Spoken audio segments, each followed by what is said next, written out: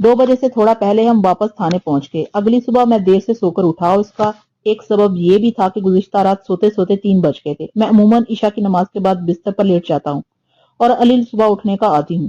بہرحال لگ بھگ 10 بجے میں ککر والی جانے کے لیے تھانے سے روانہ ہونے ہی والا تھا کہ شیخ لطیف ایک مرتبہ پھر میرے پاس پہنچ گیا۔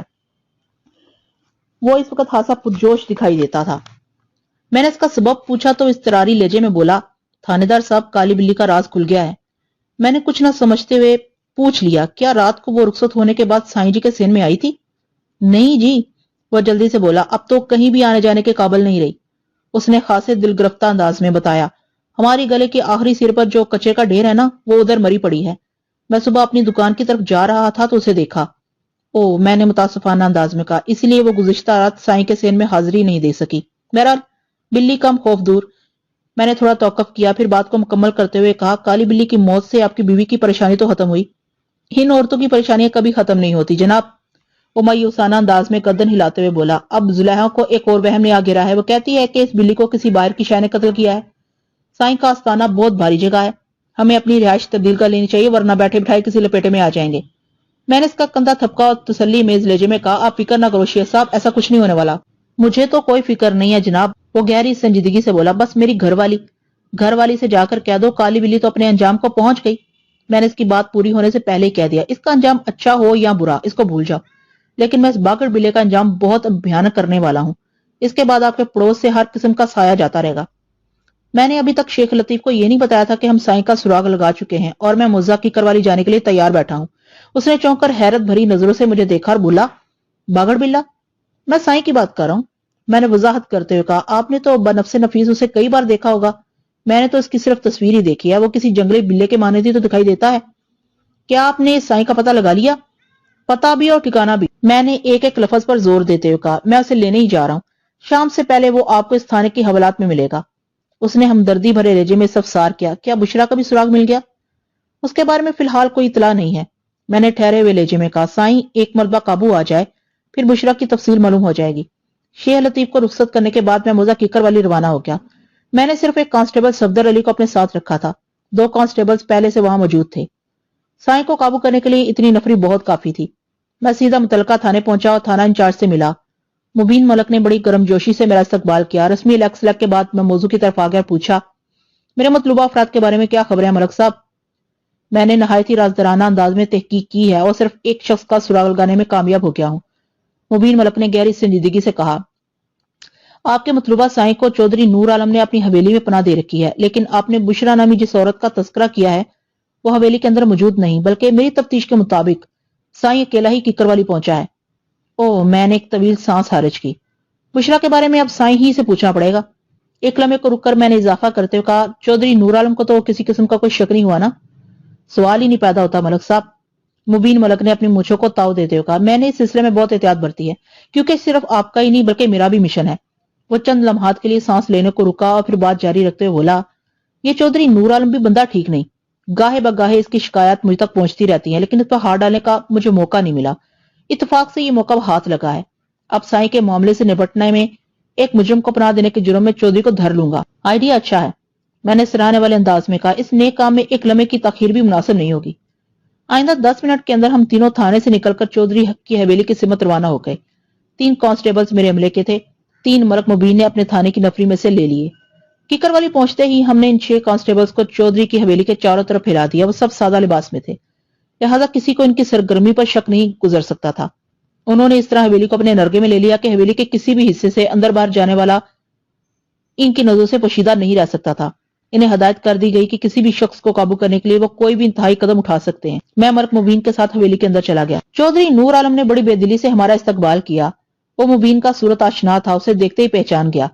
میں سادہ لباس میں تھا، لہٰذا اس نے مجھ پر ایک اچٹتی سی نظر ڈالی اور ملک مبین کی جانب متوجہ ہوتے ہوئے بولا، ملک صاحب خیریت تو ہے؟ آپ کو مجھ جیسے ناچیز سے کیا کام پڑ گیا؟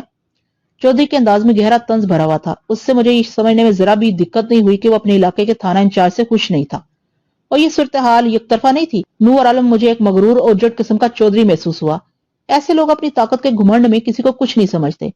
ملک مبین کی برگشتگی بجا تھی۔ اس نے چودھری کے سوال کا جواب دیتے ہوئے کہا، کام مجھے نہیں ہے بلکہ ان ملک صاحب کو ہے۔ اس نے میری طرف اشارہ کیا اور بات جاری رکھتے ہوئے کہا، ان کے 2 بندے کھو گئے ہیں جن کی تلاش میں یہ ککر والی آئے ہیں۔ میں تو ہاں اپنی تھانے داری چمکانے ان کے ساتھ چلا آیا ہوں۔ اوہو، دو ملک صاحب، کیا یہ آپ کے رشتہ دار ہیں؟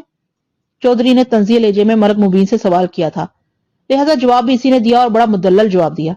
اس نے کہا، پیشے کے لحاظ سے یہ میرے پیٹی بھائی ہیں، میری طرح یہ بھی ادھر اپنے تھانے کے انچارج ہیں۔ چودھری نے چونک کر مجھے دیکھا، سیدھا ہو کر بیٹھتے ہوئے بولا، آپ کو جن 2 بندوں کی تلاش ہے ان سے میرا کیا تعلق واسطہ؟ آپ میرے پاس کیوں آئے ہیں؟ اس کے بدلتے ہوئے تیور نے مجھے بتا دیا کہ کوئی گڑبڑ ہے۔ چودھری کے ہاتھ صاف نہیں ہے، وہ سائیں اور بشرا کے معاملے میں پوری طرح ملوث ہے۔ میں نے اس کی آنکھوں میں گھورتے ہوئے کہا، چودھری صاحب، آپ کا میرے مطلوبہ بندوں سے بڑا گہرا تعلق واسطہ ہے، آپ نے انہیں حویلی میں پناہ دے رکھی ہے۔ میرا اشارہ سائیں اور بشرا کی طرف ہے۔ سائیں، بشرا؟ اس نے اپنے تئیں لالمی کی اداکاری کرنے کی پوری کوشش کی، لیکن اس کی کوشش میں کوئی دم نہیں تھا۔ وہ منہ بگاڑ کر بولا، یہ کس کھیت کی مولیاں؟ اس وقت تو یہ مولیاں آپ کے کھیت میں باہر دکھا رہی ہیں۔ میں نے بدستور اس کی آنکھوں میں تکتے ہوئے کہا، اور میں نے اکھاڑنے کے لیے یہاں پہنچا ہوں۔ آپ مجھ پر الزام لگا رہے ہیں۔ وہ بچر گیا، کیا آپ یہ کہہ رہے ہیں کہ میں نے 2 مجرموں کو اپنی حویلی میں پناہ دے رکھی ہے؟ برہمی اور غصے کی شدت نے چودھری کی زبان کو ہمارے حق میں پھیر دیا تھا۔ میں نے سنسناتے ہوئے لہجے میں کہا، یہ الزام نہیں بلکہ حقیقت ہے نور عالم، اور تم نے 2 مجرموں کا ذکر کر کے یہ تسلیم کر لیا ہے کہ تم سائیں اور بشرا سے واقفیت رکھتے ہو، کیونکہ میں نے تو ابھی تک انہیں مجرم نہیں کہا، میں نے تو صرف 2 بندوں کا حوالہ دیا تھا۔ اس کے چہرے پر ایک رنگ سا آ کر گزر گیا، تاثرات سے مجھے اندازہ ہوا وہ اپنی غلطی پر ہاسا بکھلا گیا تھا۔ معاملات کو سنبھالنے کی کوشش کرتے ہوئے اس نے قدرے نرمی سے پوچھا، اس کا مخاطب میں تھا، آخر سائیں اور بشرا کا سلسلہ کیا ہے؟ سلسلہ بہت سادہ سا ہے، اور آپ اس معاملے میں انجان بننے کی کوشش نہ کریں۔ میں نے بھی نرمی کا جواب نرمی ہی سے دیا۔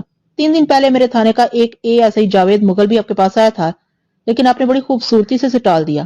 میں نے ایک لمحے کا توقف کیا اور کہا، چودھری نور عالم، میں ٹلنے والا نہیں ہوں، میرے مطلوبہ بندے آپ کی حویلی ہی سے برآمد ہوں گے اور آپ کی آنکھوں کے سامنے برآمد ہوں گے۔ نور عالم نے پرتشویش نظر سے باری باری ہم دونوں کو دیکھا، پھر مجھ پر نگاہ ٹکا کر بولا، ہاں مجھے یاد آ رہا ہے، کوئی ASI پوچھتا پاچھتا ادھر آیا تو تھا، لیکن میں نے اس سلسلے میں اپنی لالمی ظاہر کی تھی، اور آپ لوگوں سے بھی معذرت ہی چاہوں گا۔ نور عالم کی ڈٹائی کے پیش نظر میں نے ملک مبین کی طرف دیکھا، اسی نے مجھے یقین دلایا تھا کہ سائیں کو چودھری نے پناہ دے رکھی ہے۔ ملک مبین نے چودھری سے کہا، ٹھیک ہے، اگر آپ کا سائیں و بشرا سے کوئی تعلق نہیں تو پھر پریشان کیوں ہو رہے ہیں؟ ہم آپ کی حویلی کی تلاشی لیں گے اور اپنا اطمینان کر کے واپس چلے جائیں گے۔ آپ میری حویلی کی تلاشی لیں گے؟ وہ بے یقینی انداز میں بولا، اس میں حرج کیا ہے؟ میں نے اس کی آنکھوں میں دیکھتے ہوئے کہا، آپ کے ہاتھ صاف ہیں، پھر تلاشی پر معترض کیوں ہیں؟ آپ کے انداز سے تو یہ ظاہر ہوتا ہے کہ نہیں ایسی کوئی بات نہیں۔ وہ میری بات پوری ہونے سے پہلے ہی بول اٹھا، آپ لوگ ذرا بیٹھک میں ٹھہریں، میں بھی آتا ہوں۔ اس کے ساتھ ہی وہ اٹھ کر کھڑا ہو گیا۔ ہم دونوں نے معنی خیز نظروں سے ایک دوسرے کو دیکھا، ہم بھی اٹھ کر کھڑے ہو گئے۔ میں نے تہمکانہ انداز میں کہا، چودھری نور عالم، تمہیں کہیں آنے جانے کی ضرورت نہیں، ہم ہیں نا؟ وہ پلٹا اور منافقت بھرے لہجے میں بولا، او بادشاہو، آپ تو خواہ پریشان ہو رہے ہیں، میں تو بیویوں کو ذرا پردے کا کہنے جا رہا ہوں۔ بات ختم کرتے ہی وہ بیٹھک سے نکل کر حویلی کے اندرونی حصے کی جانب بڑھ گیا۔ میں نے تشویش بھرے لہجے میں کہا، بیویوں کے پردے والی بات تو ایک بہانہ ہے، چودھری ادھر کوئی گڑبڑ کرنے گیا ہے، وہ سائیں کو کہیں ادھر ادھر نہ کر دے، باہر ہمارے سادہ پوش موجود ہیں۔ ملک مبین نے کہا، اگر سائیں نے فرار ہونے کی کوشش کی تو وہ لوگ اسے پکڑ لیں گے۔ میں نے عمل پر آمادہ لہجے میں کہا، وہ 6 افراد تو حویلی کے باہر ہیں نا، ہمیں اندر سے کوشش کرنا ہوگی، یہ ضروری نہیں چودھری سائیں کو کسی چور راستے سے باہر ہی نکالے، وہ حویلی کے اندر ہی ایسی کسی جگہ چھپا سکتا ہے جہاں تک ہماری نظر کی رسائی نہ ہو۔ رک کر میں نے اضافہ کیا، آپ تو کافی سمجھدار ہیں ملک صاحب، حویلی میں تو ایسے پوشیدہ اور ناقابل رسائی مقامات خاص طور پر بنائے جاتے ہیں۔ اس نے پرمانی انداز میں سر ہلایا، بولا، چودھری کی واپسی کا انتظار کرنا وقت ضائع کرنے بلکہ موقع گوانے کے مترادف ہوگا، ہمیں فوراً ایکشن میں آنا ہوگا۔ پھر ہم نے پل بھر میں آنکھوں میں لائے عمل تیار کیا اور بیدار مغزی کے ساتھ حویلی کے اندرونی حصے میں داخل ہو گئے۔ یہ اگرچہ ایک غیر شریفانہ حرکت تھی، تاہم بعض اوقات حالات کا تقاضا ایسی ناشائستہ اور غیر مہذب حرکات پر مجبور کر دیتا ہے۔ ہم 2 مختلف زاویوں سے حویلی کے اندرونی حصے میں گھسے اور مختلف کمروں اور راہداریوں سے ہوتے ہوئے حویلی کے عقبی حصے میں نکل آئے، اور اسی وقت میری نظر ایک ایسے منظر پر گئی کہ میں چونکے بنا نہ رہ سکا۔ میں نے ایک شخص کو عقبی دیوار پھلانگتے ہوئے دیکھا۔ ریوالور کو میرے ہاتھ میں پہنچنے میں ایک لمحے کی تاخیر نہ ہوئی اور میں نے للکارنے والے انداز میں کہا، رک جاؤ ورنہ گولی مار دوں گا۔ وہ میری دھمکی میں نہ آیا اور بڑی افراتفری میں دیوار کی دوسری جانب کود گیا۔ میں نے اسی سمت ایک ہوائی فائر کر دیا۔ میں نے مفرور شخص کو نشانہ بنانے کی کوشش نہیں کی تھی، بلکہ گولی چلانے کا مقصد یہ تھا کہ حویلی کے عقبی حصے کی نگرانی کرنے والے کانسٹیبلز ریڈ الرٹ ہو جائیں اور بھاگنے والے کے لیے کوئی چانس باقی نہ رہے۔ اس کے بعد میں نے ملک مبین سے کہا، ملک صاحب، اب حویلی کے اندر چودھری سے نمٹے، اتنی دیر میں باہر کی صورتحال جانچ کر آتا ہوں، لگتا ہے میرا شکار ادھر ہی گیا ہے۔ ملک مبین نے اس بات میں سر ہلایا اور ریوالور نکال کر دوبارہ حویلی کے اندرونی حصے کی جانب بڑھ گیا۔ میں دیوار کے ساتھ ساتھ دوڑتے ہوئے حویلی کے مین گیٹ پر پہنچا اور پھر باہر نکل آیا۔ حویلی کے عقب تک رسائی حاصل کرنے میں مجھے بمشکل 1 منٹ لگا ہوگا۔ فرار ہونے والا شخص اپنی وضع قطار حلیے سے سائیں کے سوا کوئی نہیں ہو سکتا تھا۔ اس وقت وہ 2 کانسٹیبلز کے قابو میں تھا۔ میں ان کے نزدیک پہنچا تو ان میں سے ایک نے پھولی ہوئی سانس کے ساتھ کہا، ملک صاحب، اس کمبخت میں کسی سرکاری سانڈ کسی طاقت ہے، ہمیں تو گھما کر رکھ دیا۔ اس دوران میں دوسرے 4 کانسٹیبلز بھی وہاں پہنچ گئے۔ میں نے فوراً سائیں کو الٹی ہتھکڑی لگائی، اس کے منہ پر ایک زناٹے دار تماچا رسید کرتے ہوئے کہا، اس نے جتنا گھمانا تھا گھما لیا، اب اس کے گھومنے کی باری ہے، اور میں تو اس کو ایسا گھماؤں گا کہ… میں نے جملہ ادھورا چھوڑا۔ اس پیرے فرتوت کی آنکھوں میں دیکھتے ہوئے کہا، بشرا کہاں ہے؟ کون بشرا؟ اس نے چونکنے کی اداکاری کی۔ میں نے اس کے منہ پر ایک اور تھپڑ مارا اور غصیلے لہجے میں کہا، تمہاری یادداشت واپس لانے کے لیے تھانے لے جانا پڑے گا۔ ادھر حوالات میں وہ گدھا بھی موجود ہے جس کی بیوی کے بارے میں میں تم سے پوچھ رہا ہوں۔ پتہ نہیں آپ کن لوگوں کا ذکر کر رہے ہیں؟ وہ بیزاری سے بولا۔ میں سلیم، اس کی بیوی بشرا کا ذکر کر رہا ہوں۔ میں نے زہر بھرے لہجے میں کہا، وہی میاں بیوی جو تمہارے پڑوسی ہیں اور تم دونوں کو الگ الگ محاذ پر بے وقوف بناتے رہے ہو۔ اس نے ایک مرتبہ پھر تجاہل عرفانہ سے کام لینا چاہا اور جواباً میں نے وہیں لات مکہ کر کے اس کا حلیہ ٹائٹ کر دیا۔ میرے اس سلوک پر وہ مجھے بڑی بڑی دھمکیاں دینے لگا۔ وہ مجھے اپنے جلال سے ڈرانے کی کوشش کر رہا تھا۔ میں نے اس کی درگت کو جاری رکھتے ہوئے کہا، تم جب میرا کمال دیکھو گے تو اپنے جلال کو بھی بھول جاؤ گے۔ کمبخت، سی طرح بتا دو بشرا کا ہے، ورنہ مجھے ادھر ہی تھانہ لگانا پڑے گا۔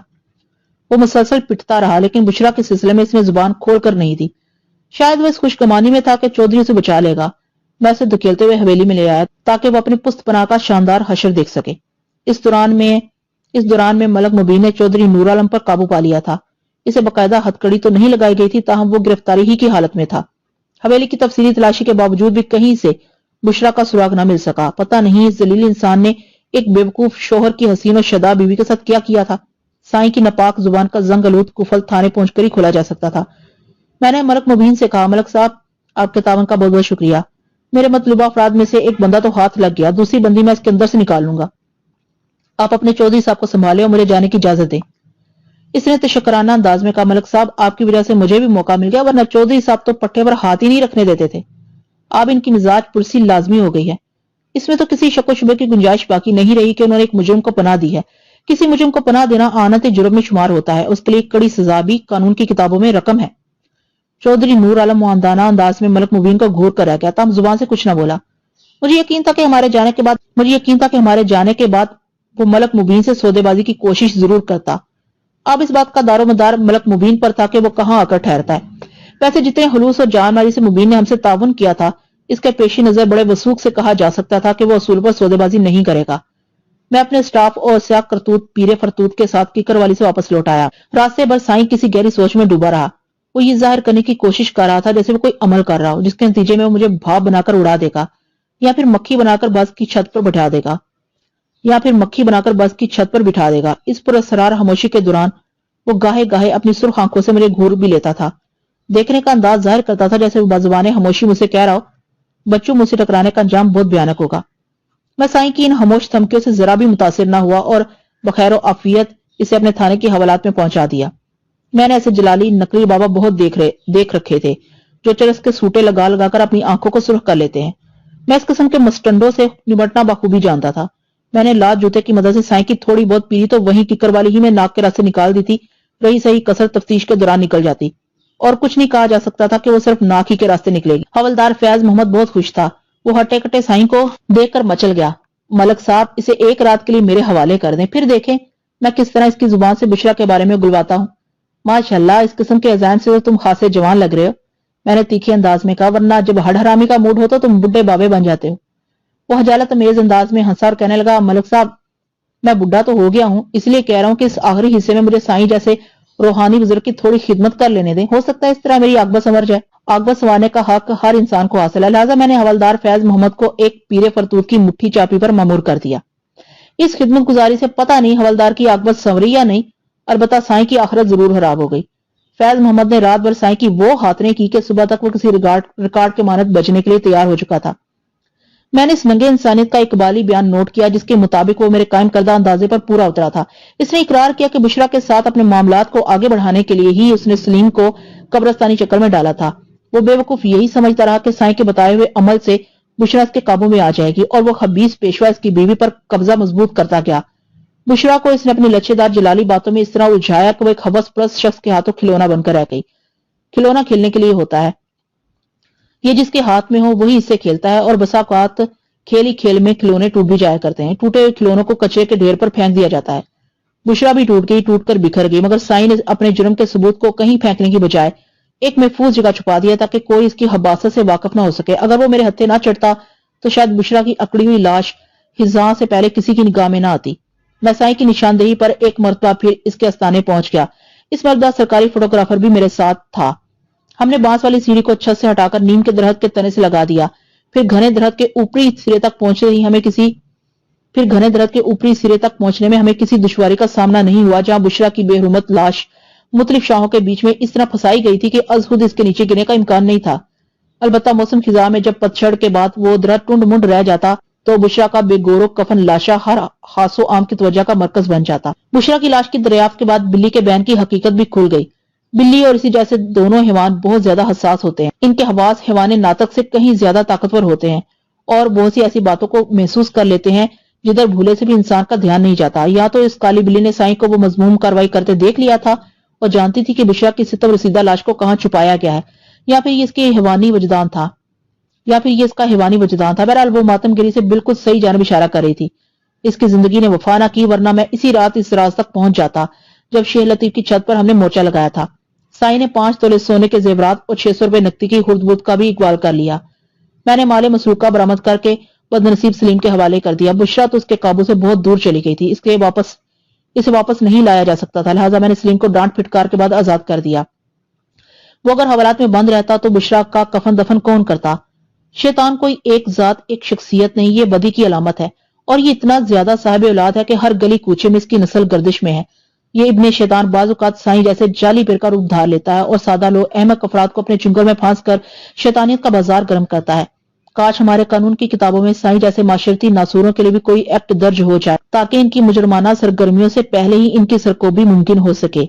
काश ए काश।